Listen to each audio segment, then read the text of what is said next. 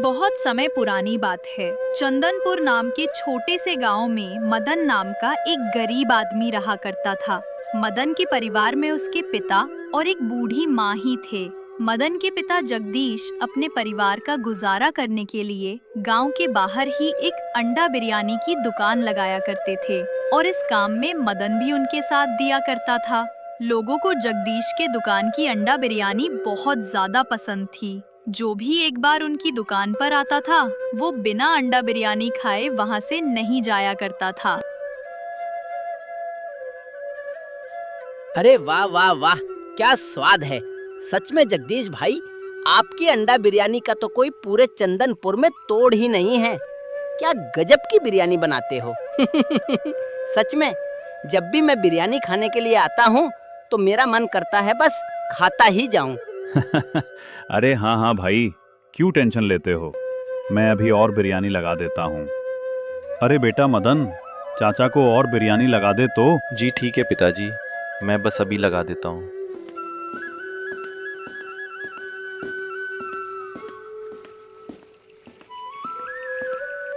जगदीश चाचा, बहुत जोरों की भूख लगी है। थोड़ा सा अंडा बिरयानी खिला दीजिए, शायद कुछ खाने के बाद मेरी भूख शांत हो जाए। बेटा क्यों नहीं, बैठो और बस 5 मिनट का समय दो, मैं अभी तुम्हारे लिए बिरयानी तैयार कर देता हूँ। फिर जगदीश जल्दी से हरिया के लिए बिरयानी तैयार कर देता है और हरिया को खाने के लिए दे देता है। अरे वाह चाचा, क्या बात है। सच में आपका तो पूरे चंदनपुर में कोई जवाब नहीं। सच में आप क्या गजब की बिरयानी बनाते हो। मेरा तो मन सच में खुश हो जाता है आपके यहाँ की अंडा बिरयानी खाकर। अच्छा चाचा, ऐसा क्या मिलाते हो आप अपनी इस अंडा बिरयानी में? मैं तो ऐसा कुछ भी खास नहीं मिलाता हूँ। घर में जो मसाले होते हैं उन्हीं को ही मैं इस्तेमाल करता हूँ और बाकी सब उस ऊपर वाले की कृपा है।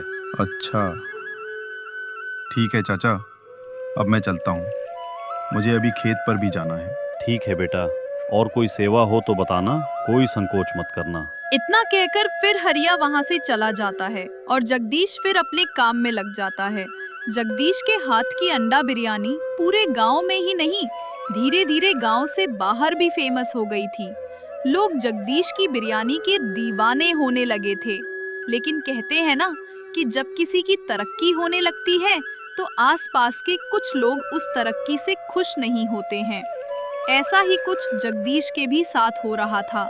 जगदीश के ही गांव का रहने वाला छगन लाला, जो हलवाई की दुकान चलाया करता था, अब वो जगदीश की इस कामयाबी से जलने लगा था। पता नहीं क्यों लोग मेरे पास ना आकर आजकल जगदीश के पास बहुत जाने लगे हैं।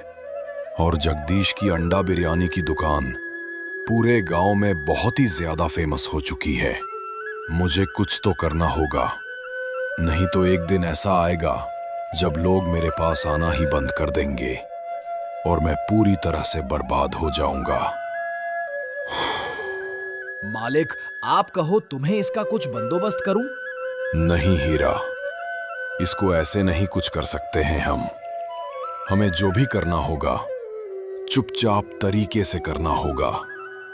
यानी कि हमें कुछ ऐसा करना होगा कि सांप भी मर जाए और लाठी भी ना टूटे।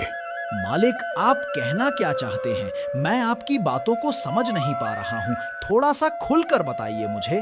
अरे हीरा, यानी कि मेरा कहने का मतलब है हम इसे कुछ नहीं कहेंगे, बस किसी न किसी तरह हमें इसकी दुकान को तोड़वा देना है। या तो बिक जाए या फिर लोग उसकी दुकान पर जाना ही बंद कर दें। तब तो इसके लिए हमें एक बेहतरीन और बहुत ही पक्का वाला प्लान बनाना पड़ेगा, जो कि एक बार में ही सफल हो जाए। फिर छगन हीरा को सब कुछ अच्छे से समझा देता है और शाम के समय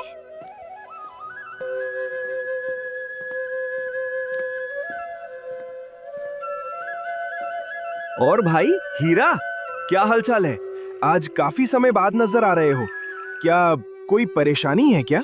हाँ भाई मोहन, एक परेशानी हो गई है। मैं जहाँ पर काम करता हूँ वो दुकान अब कम चलती है, क्योंकि उसके सामने ही गांव के एक जगदीश चाचा हैं, जिन्होंने अंडा बिरयानी बेचना शुरू कर दिया है और लोगों ने हमारी दुकान पर आना बंद कर दिया है। जिससे दुकान घाटे में जा रही है। अगर ऐसा ही चला रहा तो एक दिन मुझे और मेरे सेठ दोनों को भीख ना मांगनी पड़ जाए। अरे भाई हीरा, क्यों परेशान होता है? मुझे बता, क्या करना है? तेरे लिए तो जान भी हाजिर है, बस तू एक बार बोल। यार, कर सकता है तो मेरी एक मदद कर दे। तू बस एक काम कर, किसी तरह से जगदीश चाचा की दुकान बंद करवा दे या कुछ ऐसा कर दे कि जिससे लोग उनकी दुकान पर जाना ही छोड़ दें और मजबूरन हमारी दुकान पर आए। ठीक है यार, तू टेंशन मत ले, मैं हूं ना, मैं सब देख लूंगा। अब तू घर जा और कल आकर मुझे मेरे घर पर अकेले में मिल। तब मैं तुझे बताऊंगा कि जगदीश चाचा की दुकान को कैसे बर्बाद करना है, कैसे उनका काम पूरी तरह से बंद हो जाएगा। लेकिन भाई मोहन, जो भी कुछ करना है बिना किसी को पता चले ही करना है, नहीं तो सेठ की पूरी गांव में बहुत ही बदनामी हो जाएगी। यार तू चिंता मत करो, मैं हूं ना, सब संभाल लूंगा। बस तू अब घर जा और किसी भी बात की चिंता मत कर, ठीक है? अब मुझे भी जाना होगा क्योंकि समय ज्यादा हो रहा है।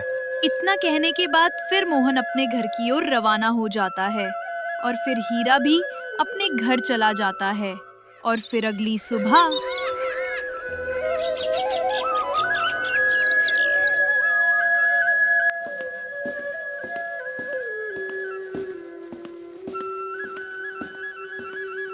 मोहन भाई, मैं तो आ गया हूँ। अब बताओ क्या किया जाए?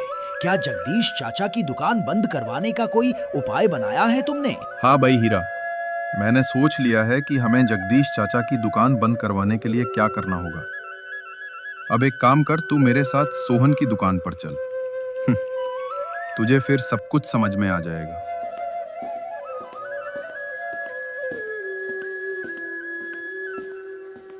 अरे मोहन, क्या बात है, आज काफी दिन बाद नजर आ रहे हो। और बताओ, घर पर सब ठीक है ना? हाँ यार मलखान, घर पर तो सब ठीक है, लेकिन मुझे तुझसे एक काम है। यार देख, प्लीज मना मत करना। अरे यार, तू पहले बता तो, क्या बात है? और तू इतनी टेंशन मत ले। देख भाई मलखान, ये मेरा दोस्त है हीरा।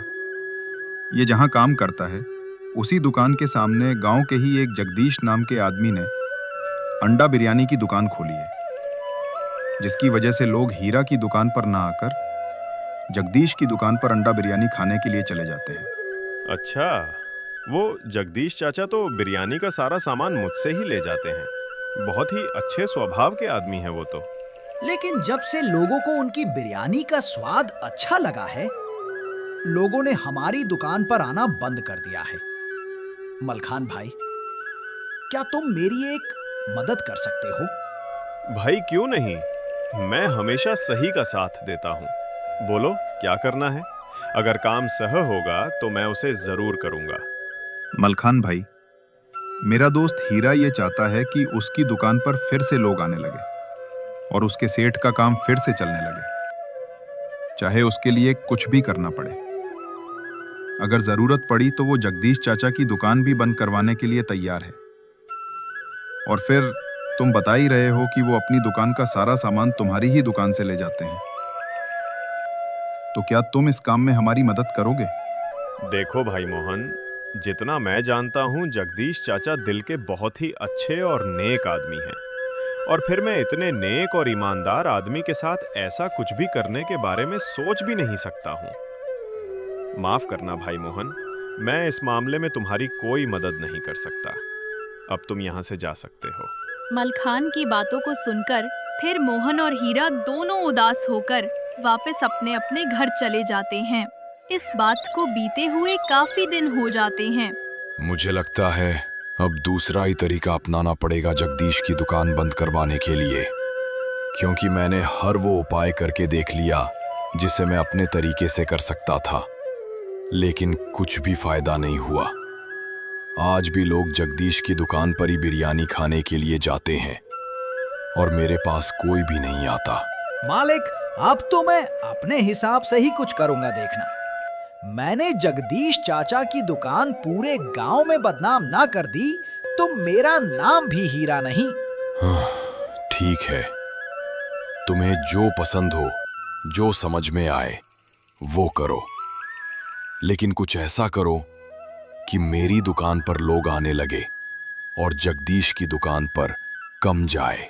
जी ठीक है मालिक, बस आप शांत बैठे रहिए और देखिए मैं क्या करता हूँ।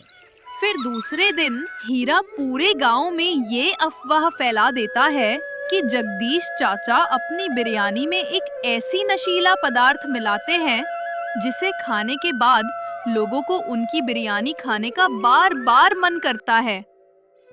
फिर गांव वाले हीरा की बातों में आ जाते हैं और जगदीश के खिलाफ पुलिस में शिकायत दर्ज कर देते हैं।